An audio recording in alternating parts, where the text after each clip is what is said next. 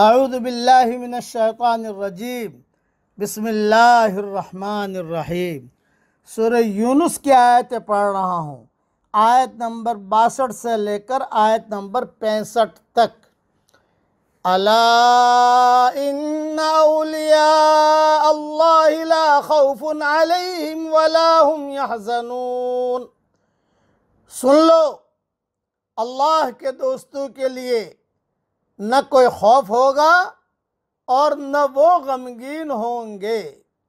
الذین آمنوا وکانوا یتقون، یہ وہ لوگ ہیں جو ایمان لائے اور ڈرتے رہے۔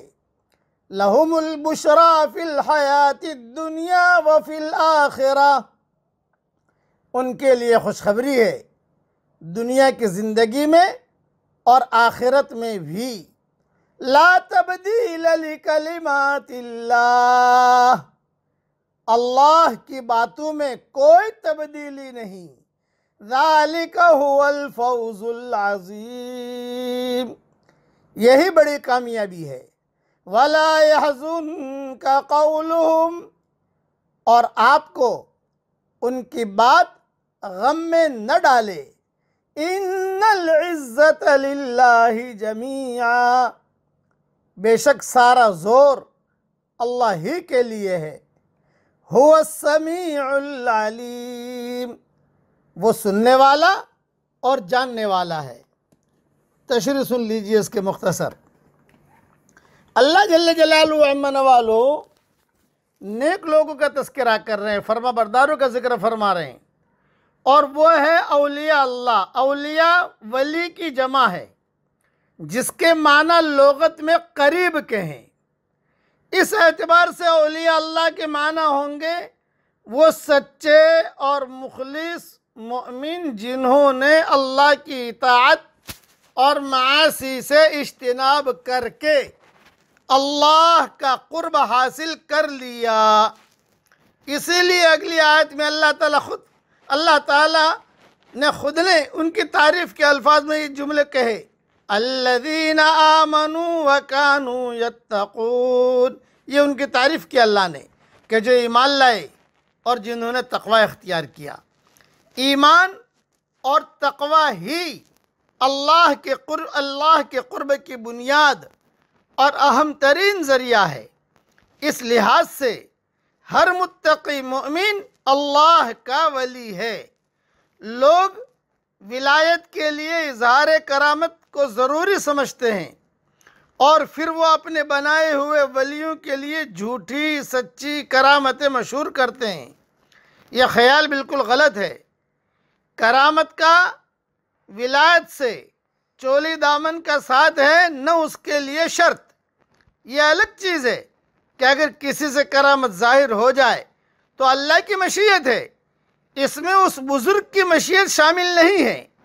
لیکن کسی متقی مومن اور متبع سنت سے کرامت کا ظہور ہو یا نہ ہو، اس کی ولایت میں کوئی شک نہیں۔ چونکہ انہوں نے زندگی خدا خوفی کے ساتھ گزاری ہوتی ہے، اس لیے قیامت کی ہولناکیوں کا اتنا خوف ان پر نہیں ہوگا جس طرح دوسروں کو ہوگا، بلکہ وہ اپنے ایمان اور تقوی کی وجہ سے اللہ کی رحمت اور فضل کے خاص امیدوار اور اس کے ساتھ حسن ظن رکھنے والے ہوں گے۔ اسی طرح دنیا میں وہ جو کچھ چھوڑ گئے ہوں گے یا دنیا کی لذتیں انہیں حاصل نہ ہو سکی ہوں گی، ان پر انہیں کوئی حزن اور ملال اور غم نہیں ہوگا۔ کیوں؟ کہ بھی اللہ کی مرضی، یہ سب اللہ کی قضاء اور تقدیر ہے، کہ وہ جانتے ہیں کہ یہ سب اللہ کی قضاء اور تقدیر ہے، جس سے ان کے دلوں میں کوئی کدورت پیدا نہیں ہوتی، بلکہ ان کے دل قضاء الہی پر مسرور اور مطمئن رہتے ہیں۔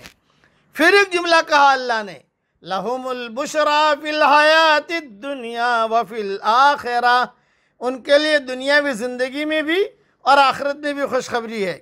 دنیا میں خوشخبری سے مراد سچے اور اچھے خواب ہیں، یہ ہے، اور موت کے وقت یا یہ کہ وہ خوشخبری سے مراد موت کے وقت فرشتے ایک مومن کو دیتے ہیں، وہ خوشخبری مراد ہے، جیسا کہ قرآن اور حدیث سے ثابت ہے۔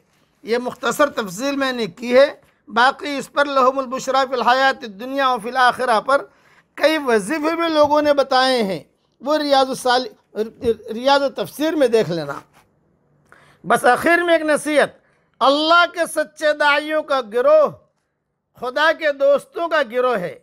اللہ ان کو آخرت میں ایک ایسے اعلیٰ زندگی کی خوشخبری دیتا ہے جہاں نہ انہیں پچھلی زندگی کے لیے کوئی پچھتاوا ہوگا اور نہ اگلی زندگی کے لیے کوئی اندیشہ ہوگا۔ اللہ تعالی ہم سب کو تقوی والا بنائے۔ پڑھ لیجئے میرے ساتھ، اللہم البسنا لباس التقوی، اے اللہ ہمیں تقوی کا لباس پہنا۔ اللہ ہمیں کامل ایمان بھی عطا فرمائے اور کامل تقوی بھی عطا فرمائے، آمین۔ وآخر دعوانا ان الحمدللہ رب العالمین۔